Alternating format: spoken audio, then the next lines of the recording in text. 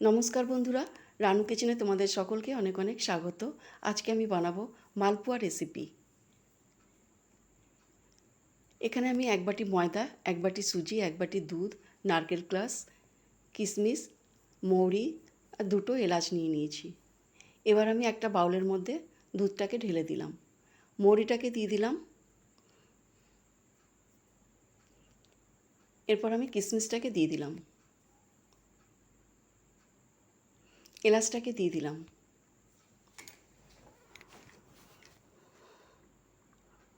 এখন নারকেল ক্রাশটা দিয়ে দিলাম। এরপর সুজিটাকে দিয়ে দিলাম। বেকিং সোডাটা এখন দেবো না, লাস্টে দেব। সুজির সঙ্গে দুধের সঙ্গে একদম মিক্স করে নিলাম।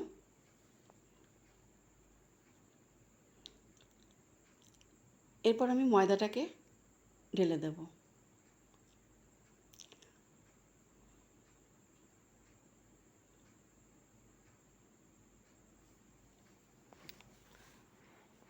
এবার চিনিটা দিয়ে দেব। এরপর 1 বাটি জল দিয়ে দিলাম। যেই বাটিতে দুধ দিয়েছিলাম সেই বাটিরই 1 বাটি জল দিয়ে দিলাম। এবার খুব ভালো করে ফেটে নেব।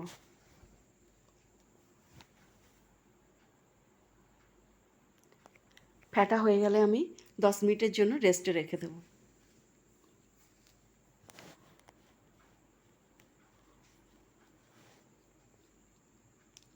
এখানে বেকিং সোডাটা লাস্টে দিয়ে দেব।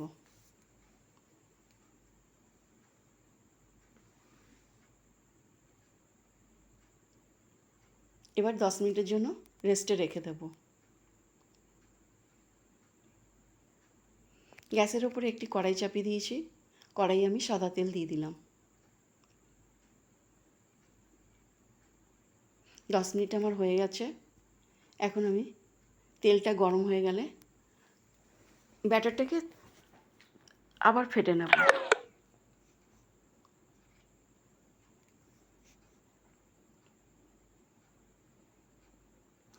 এবার অল্প অল্প করে তেলের মধ্যে ছেড়ে দেব।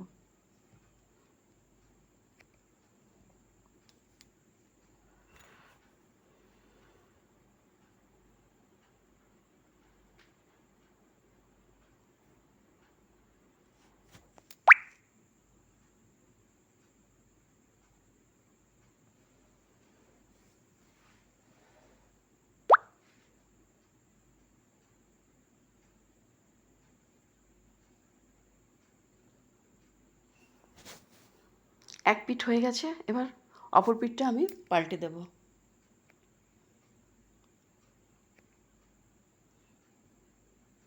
দুটো পিঠই হয়ে গেছে আমার।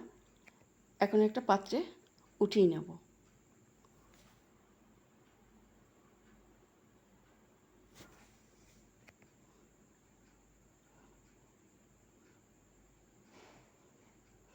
লাল লাল করে আমি মালপোয়াটাকে ভেজে নিয়েছি।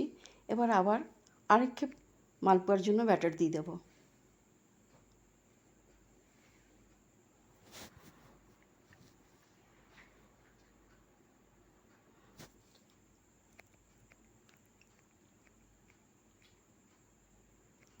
এরকম করে আমি সব মালপোয়াগুলোকে ভেজে নেব।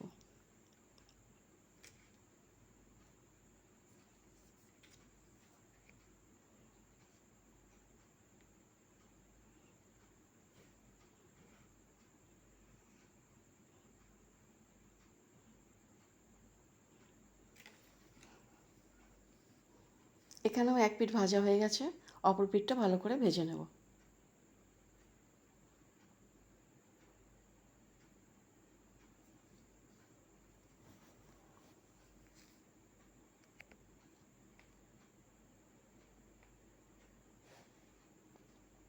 সব মালপোয়াগুলোকে আমি এরকমই তৈরি করে নিলাম।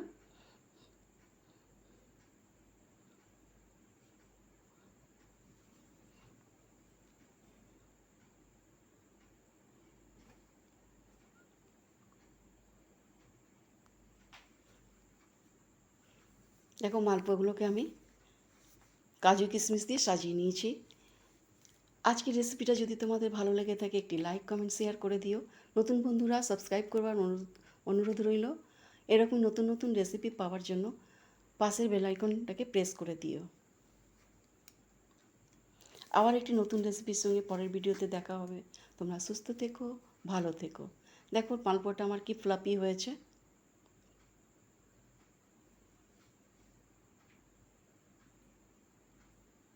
ভেতর থেকে একদম জাল হয়ে গেছে, খেতেও খুব টেস্টি হয়েছে। Bye bye.